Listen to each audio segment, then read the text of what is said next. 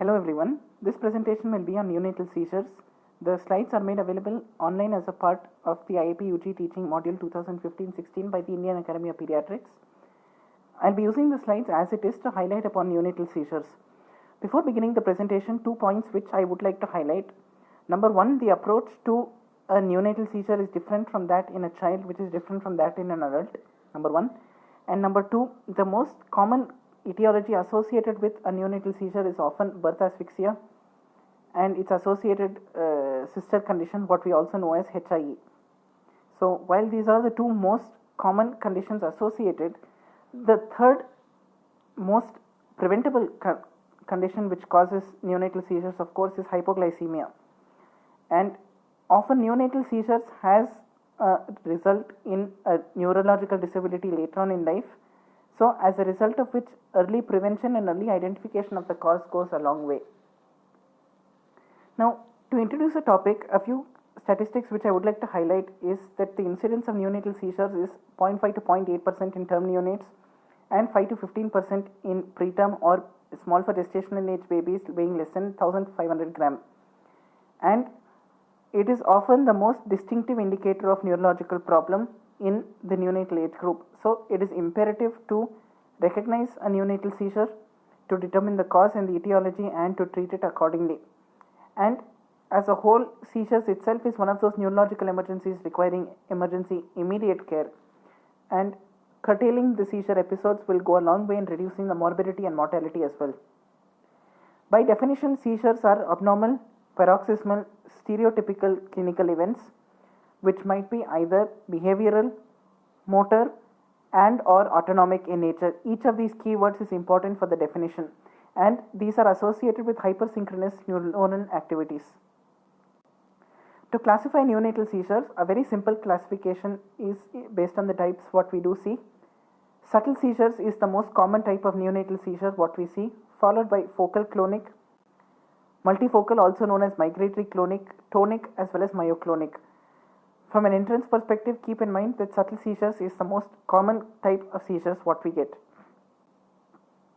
Now, seizures have a variable manifestation and more so in the neonatal age group.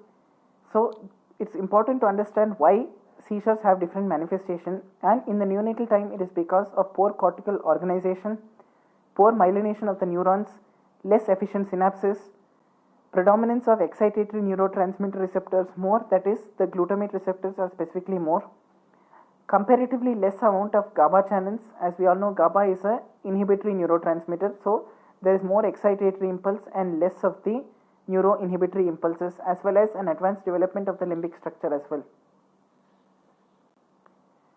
And it's important to distinguish a seizure versus a non-seizure phenomenon, because there is no need to treat a non-seizure phenomenon at all.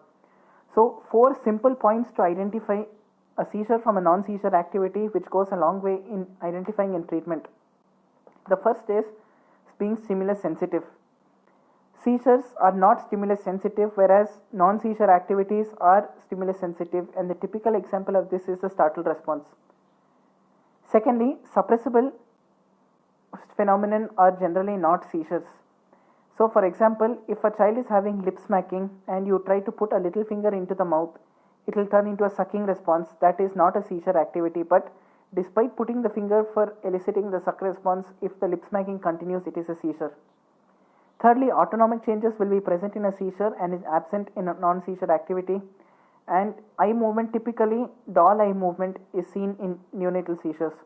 So the presence of a doll eye movement is almost always pathognomic towards a seizure activity. Now coming to subtle seizures, we also call it as automatism or buccolingual movements. It's the most common type seen in both term as well as preterm neonates. Initially it might be difficult to recognize, but typically identified by a staring look associated with nystagmus, eye deviation either unilaterally or bilaterally associated with some amount of blinking. Sucking, chewing and protruding tongue might be present, and it will not be suppressible. Associated with swimming, pedaling, stepping movements rarely. Typically associated with apnea and desaturation. So along with the desaturation, there will also be a tachycardia. So all of these are points which go classically in favor of a subtle seizure. Now, when we move to clonic seizures, of course, we know it is characterized by rhythmic movements of the body parts consisting of a flexion phase, which is rapid, followed by a slow extension movement. Clonic seizures might be either focal or multifocal and is generally associated with birth trauma and HIE.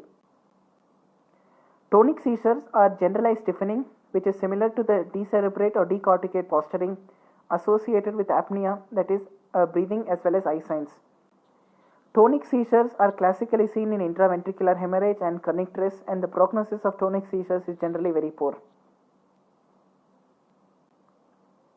Now, moving on to myoclonic seizures, the myoclonic movements we know are rapid, isolated jerks, and can be generalized multifocal or focal. But myoclonic seizures are generally seen in babies where there is a developmental defect, including anencephaly. So, unlike tonic seizures where it was associated with a birth asphyxia, here it is generally associated with a congenital developmental defect.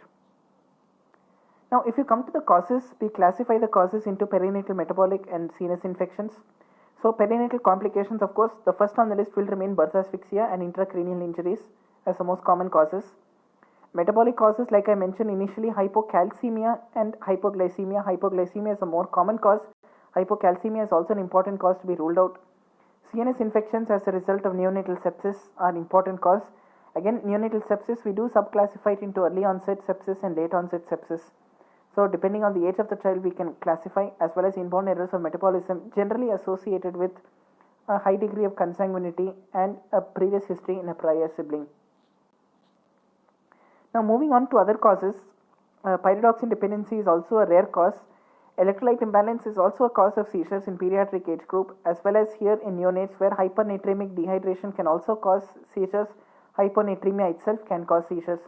And while on the topic of developmental defects, microcephaly, like I mentioned, along with other malformations such as hydrocephalus or disorganized neurons or migratory neurons, all of which can cause seizures.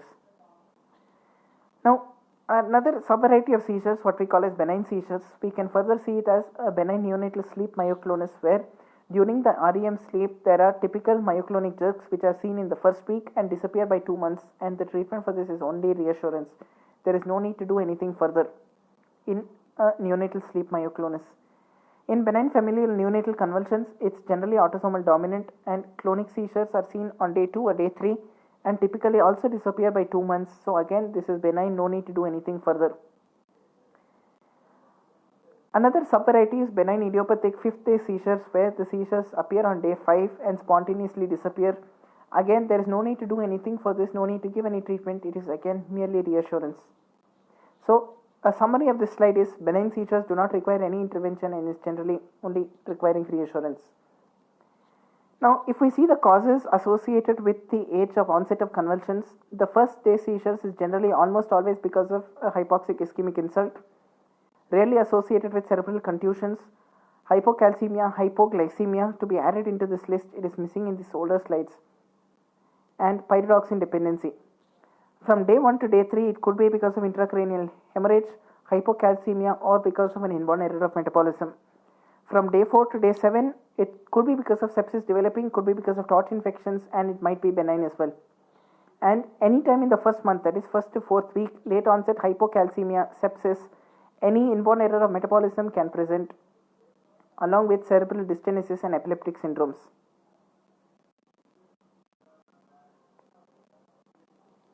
Now, when we approach a neonatal seizure, the history becomes very important, and it's important to know the history and the seizure of the details. That is, the details of the seizure, where we know the onset, the type, and how the child was during the interictal state. Specifically with regard to neonatal seizures, it's important to know the gestational age at which the child was born, and a detailed antenatal history asking about infections, PROM, false smelling liquor, diabetes, history of drug addiction in the mother, as well as any fetal distress perinatally. Internatally, it's important to know whether it was an instrumental delivery, whether any local anesthetic was given, whether advanced resuscitatory measures were needed, and whether cord pH was normal. Apart from that, postnatally, whether the child was able to feed well, type of feed given, history of any postnatal fever, lethargy, poor feeding practice, or respiratory distress, even if insignificant, like a transient tachypnea of the newborn. And family history is also important to know. So, on examination, it's important to do the entire a head-to-foot examination, check for the sutures, check the anterior fontanelle, check for the cephalohematoma, look for any fractures, clavicle dislocations, look for any needle marks where the anesthesia has by mistakenly been given to the child. Any midline facial anomalies, check for a congenital cataract, petechiae, organomegaly. The presence of any neurocutaneous markers becomes significant, and any abnormal odor for the baby or any abnormal body secretions too. While sending investigations, a metabolic workup is a must to rule out hypoglycemia, hypocalcemia, and other electrolytes. A complete blood count along with CRP and hemoglobin as well as PCV is important. CRP becomes important to rule out sepsis. It's one of the earliest markers. Of course, now being replaced by HSCRP also, and procalcitonin too, as recent advances. Blood culture, of course, does remain important for organisms which like bacteria. CSF analysis and culture sensitivity is also rarely indicated if suspecting a meningitis strongly. Cranial ultrasound, MRI and CT. Of course, cranial ultrasound has the first line usage to ensure intraventricular hemorrhage is not missed out. CT, MRI are more advanced investigations. Baseline EEG is also indicated, and other specific indications like urine routine and serum ammonia lactate, serial ABG monitoring, and torch infection serology are a must. So coming to the management, the first thing, of course, like I mentioned in the initial slide, is to identify the seizure and characterize it. As with any emergency, secure the airway, optimize breathing, circulation, and temperature. Start oxygen if the seizures are continuous and child is desaturating. And in the meantime, secure IV access and draw the blood sample for investigations. While drawing the blood samples, it's important to rule out hypoglycemia, and as an operational cutoff in most institutes, it is taken as 45, though the slide does mention 40. And if found to be less than 45 mg per deciliter, give 2 ml per kg, a bolus of 10% dextrose, followed by a continuous infusion at 6 to 8 gram per kg per minute. And if the blood sugar is within normal range, check the next level investigation for blood calcium, and if abnormal, go for correction of calcium gluconate as well. Important to note, calcium gluconate is to be given 2 ml per kg of 10% calcium, given IV under cardiac monitoring through a separate IV line, preferably through a central line. And still, if the seizure persists, go for next level investigation and start administering phenobarbital. The loading dose is 20 mg per kg IV as a stat dose to be given over 20 minutes, and to repeat the dose at 10 mg per kg until 40 mg per kg per dose is reached. If seizures does not stop on giving phenobarbital, the next line is phenytoin. The loading dose of phenytoin is 20 mg per kg IV over 20 minutes, and it's again important to ensure cardiac monitoring is done. The repeat dosage of phenytoin will be 10 mg per kg per dose, and at that point consider giving lorazepam or midazolam bolus and infusion if needed, by which time you will have to intubate the neonate. And rarely pyridoxine is indicated if up to midazolam there was no effect. And generally the rule is the last antiepileptic started should be the first one to be weaned off. So generally wean the antiepileptic slowly to ensure phenobarbital maintenance comes back. So a little bit about phenobarbital. Like I mentioned, the initial loading dosage is to be given at 20 mg per kg IV for 10 to 15 minutes, and repeat dosage is to be given at increments of 5 mg per kg up to 40 mg per kg. To watch for is important while administering the drug, to watch for apnea and to watch for hypotension. And if the child goes into severe bradypnea, the child will have to go for bag and mask ventilation. The disadvantages of phenobarbital are hypotonia and sedation. For phenytoin, the dosage is 20 mg per kg IV, again given over 20 minutes. Repeat dosages are given in increments of 5 mg per kg. It's important to look for the heart rate rhythm to ensure the heart rate does not go into severe tachycardia and the rhythm is maintained.